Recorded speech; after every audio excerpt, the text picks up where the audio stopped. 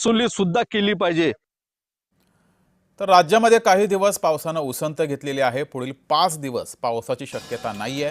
हवामान विभागानं या संदर्भात माहिती दिली आहे। गेले काही दिवस पाऊस गायब झालेला आहे आणि पुढचे 5 दिवसही राज्यात पाऊस येणार नाही।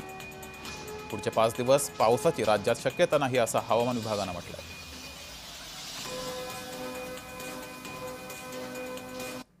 आता जो पाऊस झाला आहे ते 1 ते 8 जुलैमध्ये जे मुसळधार पाऊस झालेला आहे तो उत्तर कोकण, मुंबई त्याचबरोबर पुण्याचे घाटमाथे याच रिजनवर जास्त पाऊस झालेला आहे। परंतु आपण पूर्वेकडे अजून गेलो तर पश्चिम महाराष्ट्रातील काही जिल्हे त्याचबरोबर मराठवाड्यातील बहुतांश जिल्ह्यांमध्ये पावसाचं प्रमाण खूप कमी आहे, डेफिशियंट आहे किंवा रेड कलर तिकडे आहे।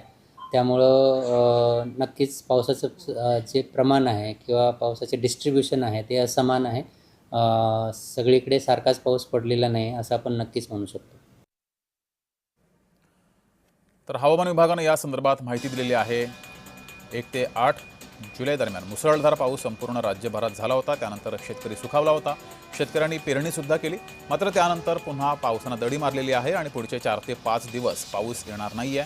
त्यामुळे शेतकऱ्यांनी शेतीकडे लक्ष द्यावं असं आवाहन सुद्धा करण्यात आलं आहे।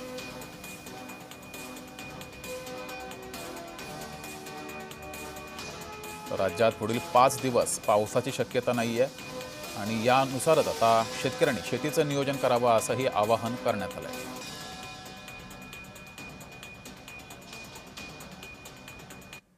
तर लाखो वारकरी खंडेरायाच्या जेजुरीमध्ये पोहोचलेत।